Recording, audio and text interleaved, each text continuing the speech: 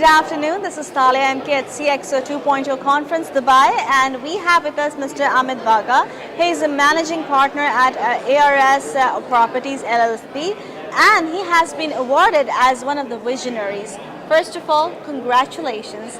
Thank you for being here. Before we dig into your amazing profile and your journey, how does it feel to be receiving an award over here?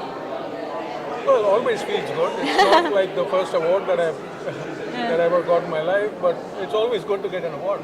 To be recognized. Before, I understand that for 29 years of being an entrepreneur and building 7 different businesses, and then you finally decided to chuck it all up and then just start with your passion. What was that? What is that passion? How did that happen? So yeah, out of the 29 years that I was an entrepreneur, the last 24 years had been in consulting in a couple of sectors, and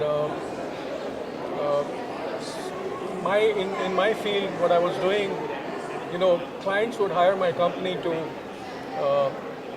advise them on how to improve what they were doing and even execute things on their behalf to improve their performance.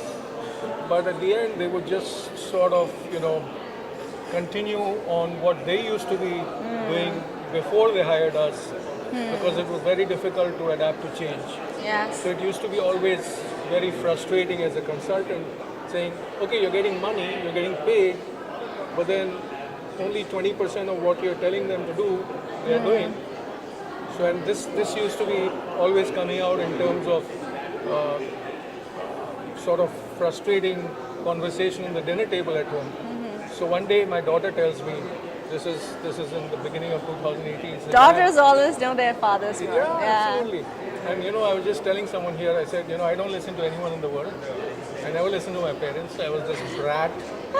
But today, for the last several years, she controls me completely. So she's like, Dad, why are you always complaining about what you're doing? You're not happy. You may be earning money, but you're not happy.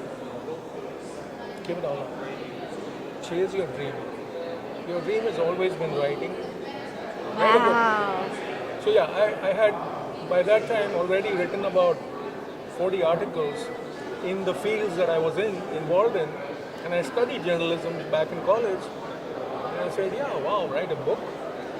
Okay. I had 55 employees at that time. So I said, I cannot just dump them and leave them. Yes. Yes. But I, so for a few weeks it was a conflict in my mind, and I said, okay, the only way I'm going to make any sense of becoming a successful author is by not doing it in like 2 hours a day or 10 hours a week. I have to do it full time.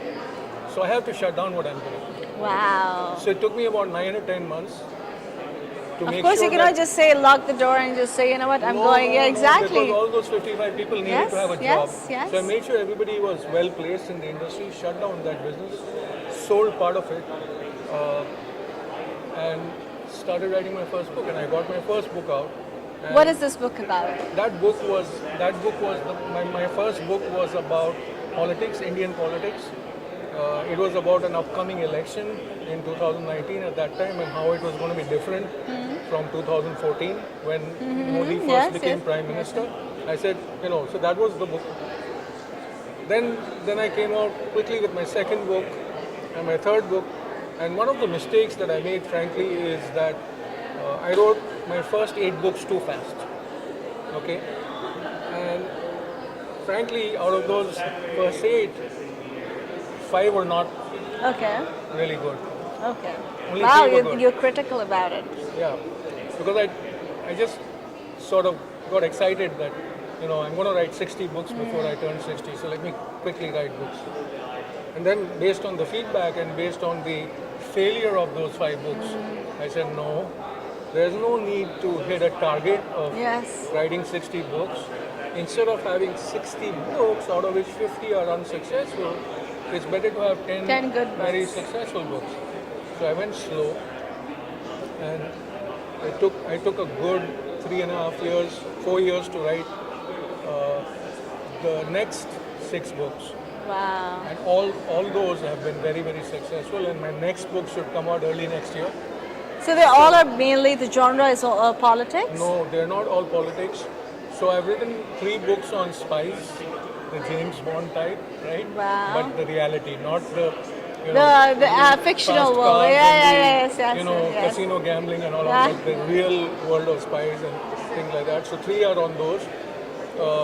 Few are on politics. One is on the Tata Group in India. Okay, yes, I do know that. Yeah. And 2 of them are on global affairs. And one of them is on COVID. Wow, okay. So nice. And this led to meeting Prime Minister of India, that is Mr. Modi, and to be invited by Prime Minister, that would be like so like a surreal to even experience and express. So the surreal feeling was we get a lot of spam calls, Oh, right? yes. Especially from landline numbers.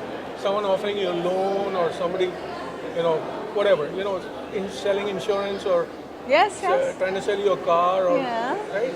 So I normally do not answer an unknown number. And this call started coming in from this unknown number with a 011 that's a New Delhi landline. And it kept coming and kept coming and it kept coming. And I got 9 calls in about 45 minutes. And Wow. I said, no spammer has ever called 9 times. So this is something beyond spamming. So I did a check, called back, and they said, Prime Minister's office, appointment section. Who is this? So I said, I'm Amit Bagaria. We know who you are because we've been trying to reach you for the last 1 hour. But do you know who you are? So I said, I don't know what you're talking about, right? I said, do you know that there are 25 lakh, 2.5 million people wanting to meet the Prime Minister in the queue, whereas here the Prime Minister wants to meet you and you're not picking up your phone. Oh my God. So, you want to meet him? I said, of course I want to Of meet him. course. Can you come to Delhi tomorrow? I said, I'll come tonight. Exactly. And yeah. How was that experience like? So it was so basically what had happened is that I had written this book on his management of the COVID crisis.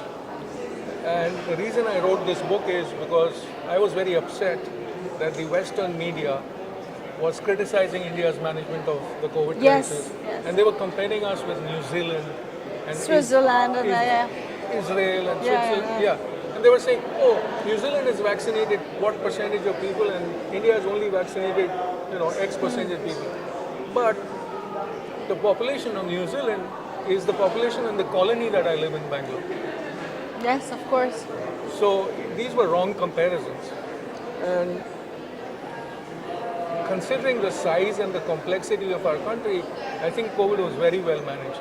But the problem was that the Western vaccine manufacturers like Pfizer, etc., they wanted to sell their vaccines in India and they were not getting a market entry. They wanted to sort of prove that COVID was not being managed properly and their vaccine should be used. Okay, I get that. And, so the whole book was comparing numbers, India's numbers of number of cases, the peak cases and the deaths, and dividing it by 1 million. Okay. And only comparing it with the largest 15 countries in the world. So how was the experience like? So the Prime Minister first said, that the name of the book, I had given the title, Modi Stole My Mask. Okay. So he has this person in his office who puts 4 or 5 books on his coffee table every day, and the PM looks at the book if he decides that he wants to read something. So he tells me in Hindi, I'm going to say it first in Hindi, he says, "Aapne likha ki maine aapka mask churaya." You have written that I stole your mask. So I had to pick up the book and read it. And I started reading it, and I loved it so much that 7 hours I completed the book in one night. Wow. And he said, you have done a wonderful job, you have done a service to my government, you have done a service to the nation, and I thank you for that. Beautiful. And that was lovely hearing that from the Prime Minister. But, even better was, I was told earlier by the appointment section that you're going to have 10 minutes, out of which about 2 minutes is going to go in the photography. So you'll have only 8 minutes to talk to the PM. So please make sure you jot down bullet points as to what you want to talk about. But at the end, we ended up spending 27 minutes. Okay, that's really And we good. had a complete heart-to-heart chat. And he was It's a not arrogant. life-changing experience. Thanks to your daughter for pushing you to do this thing. Yeah, I mean, eventually, yes. Yes. Thanks Thank to you her. so much for being here. Thank you for being at the conference and telling us your story. Follow your passion. Follow your passion because even if it looks or it seems surreal or not everybody can understand it, if you're good at it, be stubborn and believe in yourself and work hard as much as you can. And on that note, be kind, be safe, avoid using plastic and wastage of water. This is Talia MK signing off. Thank you.